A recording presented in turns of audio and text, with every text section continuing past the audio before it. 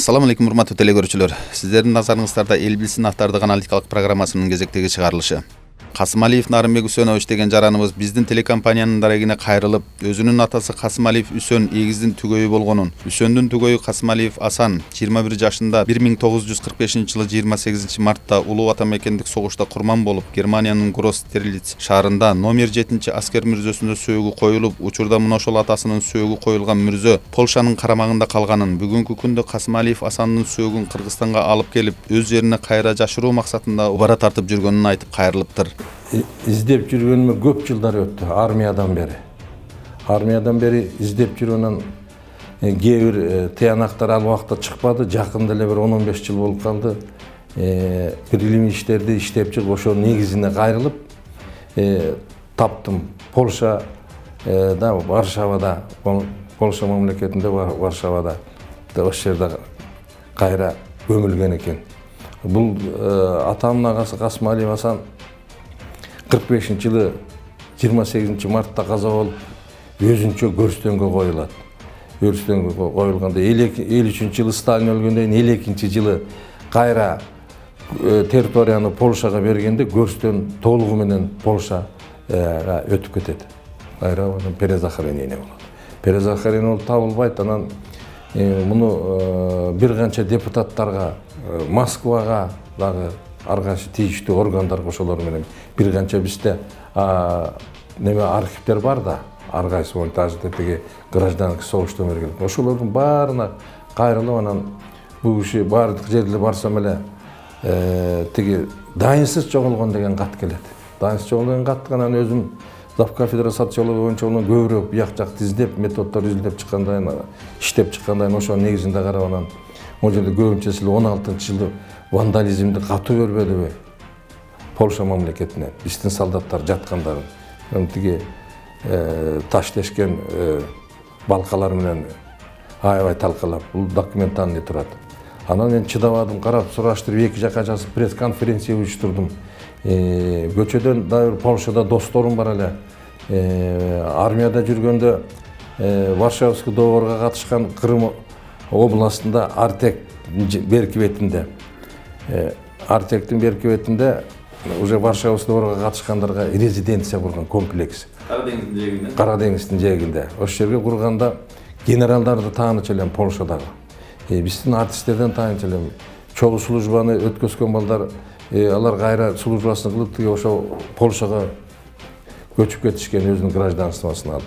Ошолорго кайрылсам алар мага эмне болсо да жардам беребиз деп мүрзөлөрдү караштырып отуруп тапса, бул кишинин көрстөнү 358-ге коюлган.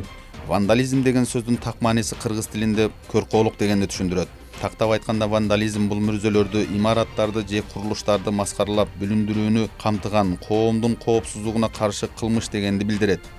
Полшадагы советтик армиянын жоокерлеринин сөөгү коюлган мүрзөдө бүгүнкү күндө 1945-жылдын январь айынан март айына чейинки 3 ай аралыгында каттуу кармашта курман болгон 18186 жоокердин сөөгү жатат. Касым Алиев Нарымбек Үсөновичтин маалыматына таянсак, согушка катышып курман болгон 1000ге чукул кыргызстандык жоокердин сөөгү да мына ошол мүрзөгө коюлган. Расмий Варшава ал мүрзөнү мамлекет тарабынан көзөмөлгө алып, коопсуздугун карап турат. Ошондой болсо да кээ бир учурда неофашисттик көз караштагы адамдар мүрзөлөрдү талкалап, сөөктөн өч алууну ниеттенген учурлар да кездешет экен. 358-ге коюлганга чейин буларды жанагындай акт вандализм деп атпайбызбы? Кайсы бандиттер, кимдери келип таштарын биякты счетный болсо 358 болсо 358-ти тиги баш жагына коюп салат, алмаштырып. Анан кайра кеп кайра сураштырып жасап отуруп, эч кимден дайын жок. Анан пресс-конференция уюштурдум да анан ага чейин баса Полша мамлекетинде кайрылдым. Жасап. Биздин МИДке кайрылдым. МИДке кайрылсам баардыгы эле мүрзөсүн таппай атабыз дейт. Мүрзөсүн таппай атабыз дейт. Мен эбак эле тиги кайсы жерде жатканын таап алдым, мен достор аркылуу барып отуруп. Чогуу службасын өткөзгөн балдар. Анан тап пресс-конференция ачып мага кат келди. Акыркы жазганда Полшадан официальный. Касууга мүмкүн эмес, вы урусишен деген кат келди. Ошондой экен, анан переводун түшүнбөйм, переводчиктер бергиле деп котормочуларды. Коргоо комитетине, коргоо неме министерствосуна кайрылсам эч ким котормочу да берген жок. Барын чогултуп отурган кайра бүт депутаттарга кайрылып жүрүп отуруп, депутаттардан колдоого кабыл алышты муну. Азыр экинчи читенеде, темага экинчи читене десек, кээ бир жерлерде жакын деле берип атат. Демонтаж башталып атат. Демонтаж башталганда эгер биз ылдам ошол жерде миңдеген биздин кыргыздар жатат. Бизден чакырылган адамдар жатат, башка улуттагы адамдар. Ошолордун баарына эле барып Куран окутуп койгондо болбойт. Алар закон кабыл алып койсо, биз алардын топурагында кайдан табабыз? Азыр бизде шансы бар. Ошону алып келишке. Анан дагы бир чоң нерсени айтып коеюн. Буларда православный кресттин астына жатат мусулмандар. Өзүңүздөр ойлогочу, православный кресттин астына мусулмандар таппай койсок, көрүнбөсө кала берет эле. Демократиянын уч жери бар экен, кенен ачык чыгып, информация көп болгондуктан даже үлгүрбөй калып атабыз. Каягынан баштап изилдээрибизди таап келишти. 10 жылга чукул өмүрүн коротуп, атасынын негизинин түгөйү фронттон дайынсыз жоголду деп расмий маалымат келген Касымалиев Асандын сөөгү кайсыл мүрзөгө коюлганын өзү издеп таап, өз мекени Кыргызстанга алып келип, кайрадан жерге берүүнү ниеттенген Нарымбек Касымалиев кандай жол басып, кандай азап тартканын айтып отурса, ал өзүнчө бир трагикомедия экен. Биз улуу ата мекендик согушта курман болгон аталарыбыздын сөөгүн бөтөн журтта калтырбашыбыз керек. Сөөгү дайынсыз болуп табылбай калса да мейли эле, кай жерге көмүлгөнү такталгандан кийин кантип калтырып коебуз деп кейип кетчийт. Немецтер жанагы Польшага территория өтүп кеткенде көрсөтөндү өткөзүп берип атты. Ошондо нумерация койгон экен ар бир сөөгкө. Себеби булар өзүнчө көрсөтөндү болгон. Мунун чоң айырмасы. Сөөгкө каргы тагып номер. Каргы тагып нумерация коюп, баарын тең таштап, каргынын баарын тең тагып берип, бутуна койгон, колуна тапкан бар экен. Бул официальный кагаз келди мага. Нумерация коюлган деп. Анан аларды таштап койсо, жеке эле ата эмес, мына миңдеген солдаттардын списоктору булар эми туннель способ менен коюшкан экен, узундан. Анан муну кантип тапкандан биздин служба кылган баягы союздун убагында Германияда служба кылгандар. Кээ бирлери эчен экскумация тияк солдатта жөн жүрбөйт да, катышып калат войска часты, кайра тияк бияка жагын курат. Барса биринчи этаж, экинчи этаж менен дейт. Ошол жаткан жерде бүт эле көрүштөн эмес Польшадагы, Польша мамлекетинде. Мына ушул жерде шансы бар да, ошон үчүн мен өзүмдүн кимдин ата бабалары да калып калса, калбаса башка адамдарга деле кайрылат элем. Чогуу фонд түзөлүп, ошону алып келели деп. Нарымбек Касымалиевдин атасы Үсөн Касымалиев да эгизинин түгөйү Асан Касымалиев менен чогуу 16 жашында Тянь-Шань облусунун Нарын райондук аскер комиссариаты тарабынан 1940-жылы фронтко чакырылып, 250-дивизиянын 17-аткычтар полкунда чалгынчы болуп кызмат өтөп, 1943-жылдын 31-декабрында душман менен болгон каттуу беттешүүдө сол бутунан оор жаракат алып, Орусиянын Перим облусунун Лысеве шаарындагы аскер госпиталында дарыланып, сол бутунун тизеден ылдый жагынан кесилип алынып салынгандыгына байланыштуу аскер врачтарынан турган комиссиянын чечими менен аскерге жараксыз деп табылып, 1944-жылы 20-апрелде өз мекени Кыргызстанга демобилизация болгон. Андан көп өтпөй 1944-жылы Асан Касымалиев да өз мекени Кыргызстанга демобилизация болуп келип, кайрадан түшүнүксүз себептер менен фронтко кеткен. 44-жылы келди. Ошол келгенде бул киши дагы жаракат алып, буну демобилизация кылган экен Асанды. Бир айдан кийин, 2 айдан кийин жанагы айтпадымбы? Бутун атам Нарында шаарда экен, тиги айылга кетип чогулду, туугандарын учурашкан. Айылда күтүп протез турган экен запас. Протездин жагына таянып алып туруп, аябай ыйлашкан экен. Анан кайра кетет. Кайра кеткенде дагы бар биринчисинде да булар башка бирөөнүн ордуна кетет. Асан Касымалиев бала кезинен сезимтал, ат жалында ыкчам жүргөн, мылтыкты жакшаткан мергенчи болгон экен. Фронтто да 250-дивизиянын 17-аткычтар полкунда снайпер болуп кызмат өтөптүр. Нарымбек Касымалиев Асан Касымалиевдин сөөгүн таап берүүгө жардамдашуусун өтүнүп, аскерде чогуу кызмат өтөгөн достору аркылуу поляктарга жардам сурап кайрылып, биздин аталарыбыз согушка өз каалоосу менен барган эмес. Аларды мамлекет милдеттүү түрдө согушка мобилизация кылып чакырткан.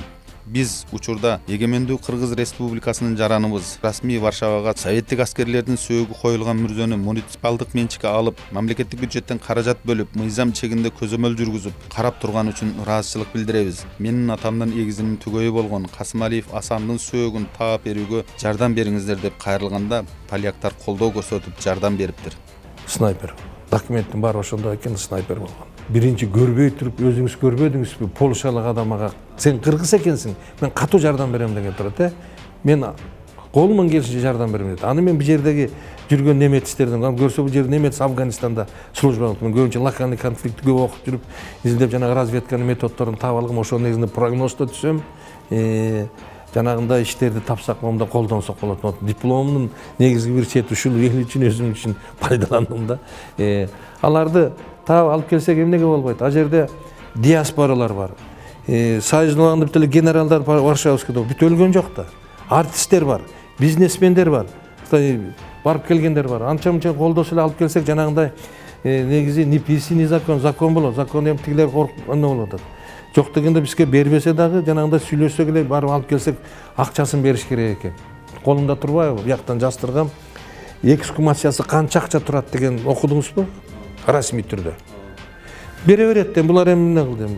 Бирок бир гана чети жанагы дабыр кайталап коёюн. Юнг деген парапсихолог болгон, психоаналитик. Ошол жасат. Өлгөндөн кийин адамдар өлүгүн жанагындай таштарган талкалап, боёктор сүйкөп, чиймелеп, ар кандай нерселер жазып турса, адамдар эс алат экен, башка да типтеги адамдар. Бул алардын методу болот экен. Бул маселени чечүүгө биздин мекендешибиз учкуч Айдар Акматовдун кошкон салымын айтпай кетүүгө болбойт. Айдар Акматов биздин жеңиш деген аталыштагы согушта курман болгондорду издөө кыймылынын бардык өкүлдөрүнүн башын бириктирип, Польшадагы советтик аскерлердин сөөгү коюлган мүрзөдө кайсыл номурда кимдер жатканын аныктап, сүрөткө тартып салып жиберген. Асан Касымалиевдин сөөгү расмий документи боюнча мына ушул 358-мүрзөгө коюлган. Касымалиев Асан снайпер болгон. Иниси Касымалиев Үсен разведчик болгон экен. Булар документанды кайра ана мун тапканым бул кишиде 3-4 номер жүрөт. Карачы кандай жерлер. Ошол номурдун ар бир номурду өзүнчө карап чыктым да. Баарын кээ бир жерде дайынсыз жоголгон дейт. Бир жерин карасам кайра чыгат. Анан адына фамилиялар көп экен. Район, облустар бир, район башка. Анан жылы башка. Бул киши 24-өлгөн. Ошолорду салыштырып отур. Анан бир жерде Косималиев, бир жерде Касымалиев, бир жерде Касмалиев. Мына ошол үчүн өзүнчө речевой коммуникациядан баштап методду иштеп чыктым. Точный барын алып, биринчи булакты военкоматтан үйдөн сураштырып документтерди, архивтерден таап туруп, анан ошол боюнча анан тияка сурасам, анан булар толук чыкпады. Ошол 1945-жылдын январь айынан март айына чейинки 3 айдын аралыгында азыркы Польша, мурдагы Германиянын Гросстрелиц шаарында 40 000 орус аскер туткунуда каза болуп, ушул эле мүрзөгө сөөгү коюлган. Ошондуктан бул сөзсүз терең көңүл буруп изилдөөгө алына турган маселе. Нарымбек Касымалиев Кыргыз Республикасынын медицинасынын тарыхын чагылдырган медициналык тарых музейин ачуу бүгүн бизге абдан зарыл болуп турганына, ушундай маселелерди изилдөөгө абдан керек экенин айтып, төмөнкүлөргө токтолду. Фидан, музей истории медицина ачалы. Биз орустарга мурунку замандарда кошулганга чейин бүбүлөр, бакшылар менен жашап келгенбиз. Баары тең эле байкап көрсөң, аябай медицинага жакын экенбиз. Көп жактарын бар. Толку кийин гана илимдешти, илимий калыпка салып алып кеткен. Бул бир жагы. Келгенде ал жерде 17-жылга алып келеличи, 17-жыл болгондо жеңгенден бизге Украинадан бери кийинки кездерде дагы бүт врачтар келди да, орустардан келди дегенде, Россиядан тияк чогул. Анан Украинадан келип академия наука ачылган, мединститут ачылган экен. Ошол кездеги адамдар карачы, араба менен барып операция кылчу эле, дарылашчу эле. Ушулар эмне болсо, булар анан врачтардын ичиндеги биздин врачтар кандай болгонго, кандай операцияларды жасады.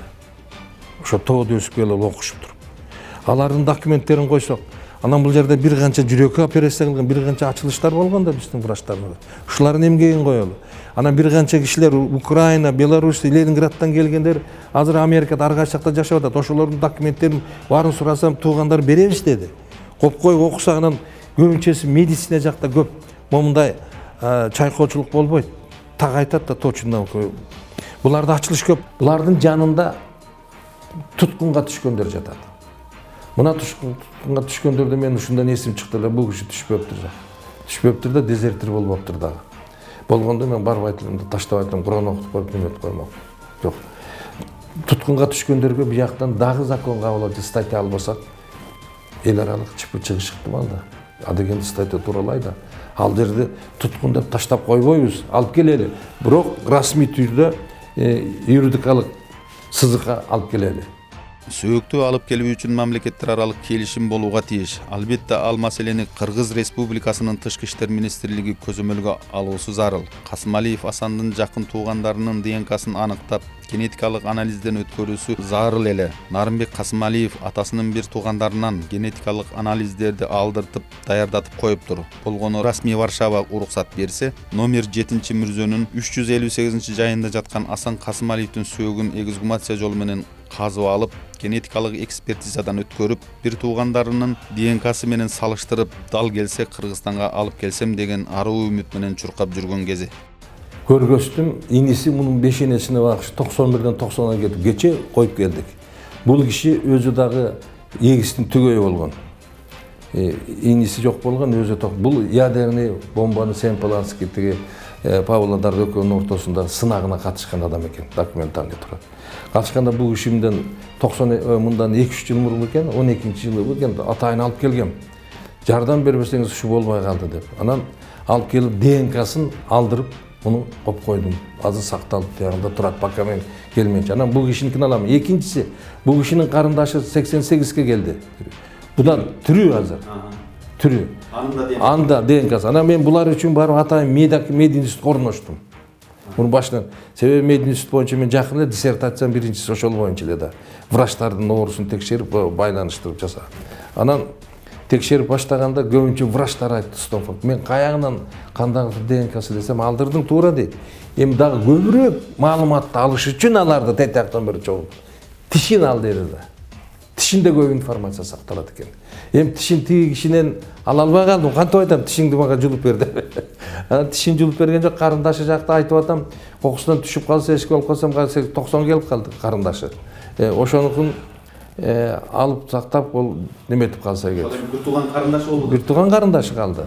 Согуштун, куралдуу күчтөрдүн ардагерлери жана ооруктагы эмгекчилер жөнүндө Кыргыз Республикасынын мыйзамына өзгөртүү киргизүү тууралуу Кыргыз Республикасынын мыйзамынын долбоорун биринчи окууда кабыл алуу жөнүндө 2017 жылдын 22 июнунда Жогорку кеңеш токтом кабыл алган. Токтомдо Кыргыз Республикасынын Жогорку кеңешинин эл аралык иштер, коргоо жана коопсуздук комитетине аталган мыйзам долбоорун жеткири иштеп чыгуу тапшырмасы берилген. Бирок түшүнүксүз себептер менен арадан 1,5 жыл өткөнүнө карабай, бүгүнкү күнгө чейин аталган мыйзам аталган комитет тарабынан иштелип, Жогорку кеңеште экинчи окууда кабыл алуу үчүн сунуш боло элек. Мыйзам кабыл алынбаса, согушта чет мамлекеттерде курман болгон аталарыбыздын сөөгүн мыйзамдуу Кыргызстанга алып келүү маселеси мүмкүн эмес экени баарыга маалым. Бул жерде көбү шалакылык кылып атат окшойт депутаттар. Баары эле ар бири керек болсо, биздики майданга кетпеди аталарыбыз. Бүт баары тең. Ошого жөн эле көңүл буруп туруп, жалпы эле колдоп кабыл алып койсо, бул ушул негиз менен ушул статья менен барганда тияка мага жеңил болмок. Тиякта дагы айтып коеюн. Тиякта неофашизм деген күчөп берип атат күнү. Мен дагы баштап мүрзөгө көрсөтөмгө киргенде мен өзүмдү жок кылып салам. Ошого чейин биякта законду тууралап барсам, тигилер да айтты. Кичине законду тууралап алып келгениң деди. Бир канча кишилер алып кетет, болбосо жанына эстелик курат деди. Өзүңүз да туура айтып атасыз. Жапаров Акылбек Үсөнбековичке кайрылдым эле кат менен расмий түрдө. Бул киши коргоо комитетинин төрагаларын, ошондо бөлүм башчыларын алып келип туруп, жакын арада көзөмөлүнө алып чечүүдөй болуп өзүнүн немесине көзөмөлүнө алды бул киши. Анысына чогулуп калган депутаттарды рахмат. Башында булар ошону жаңы расмий түрдө кабыл алып коюлду. Таштап койгондо болбойт экен. Султан сөөгүн кордобойт деген ата бабаларыбыздын улуу сөзү бар. Ал эми ушул сөзгө маани берген улуу кыргыз элинин урпактары азыр барбы? Маселе мына ошондо. Канткенде биз өткөн тарыхыбызга урмат менен мамиле жасап, ар бирин ирети менен жай-жайына кое алабыз. Эртең бизди кандай келечек тагдыр күтүп турат? Көргөн адам сыймыктана турган снайпер Саха, снайпер Туңгуз сыяктуу Россия, Белоруссия, Украина баштаган мамлекеттер менен мамлекеттер аралык келишим түзүп, снайпер Асан деп аңыз болуп уламышка айлана турган улуу ата мекендик согушта снайпер болгон кыргыз жигити жөнүндө фильм тартууга эмнеге болбойт? Качан биздин өзүн мекенчил эсептеген жетекчилер өмүрү өрнөк болчу аталарыбыздын баскан жолун даңазалап, келечек муунга үлгү кылып көрсөтө алат. Бешенем ушундай экен көрдүм, саясатташып кеткен жерде ушундай болуп атат. Мен да көп айта албай атам да. Элим, кыргыз элим. Менимче аста келе жаткан жаңы жылыңар менен. Могу жерге өзү муктачтуулук болуп калды. Моундайды изилдеп жүргөндөн кийин фронт өбөктө аталар жөнүндө сөйөктөр кала берген асыл аталарыбыз жөнүндө. Ошолор жөнүндө бир фонд ачсак, ошол фондду ачкандан кийин жана сөйөктөр калып калгандарга ошол эксгумациясына акча төлөп, транспорттун жагына акча төлөгөнгө силерге кайрылып атам. Ошолорду ачалданан табылып калса, жанагы куржунга да салып алып келгенге мен даярмын. Ошого силер жардамдашып койсоңор дейм. Эгерде ушул маселеге кайдыгер карабаган инсандар болсо, аты жөнү такталып, кайсы мүрзөдө жатканы маалым болгон аталарыбыздын сөөгүн Кыргызстанга алып келип, кайра жашыруу үчүн төмөндө көрсөтүлүп турган банк эсебине шартыңыздарга жараша акча каражатын которсоңуздар болот. Мындай көйгөй азыркы учурда кадам сайын кездешүүдө. Интернет булактарындагы социалдык тармактарда жарыяланып жаткан маалыматтарга назар салып көрүңүздөр. Нарымбек Касымалиевдин ишине ийгилик каалап, мамлекеттик жетекчилер бул көйгөйлүү маселени көңүл сыртында калтырбайт деген илгери үмүт менен көрсөтүүбүздү жыйынтыктайбыз. Кайрадан эфир аркылуу көрүшкөнчө аман болуңуздар.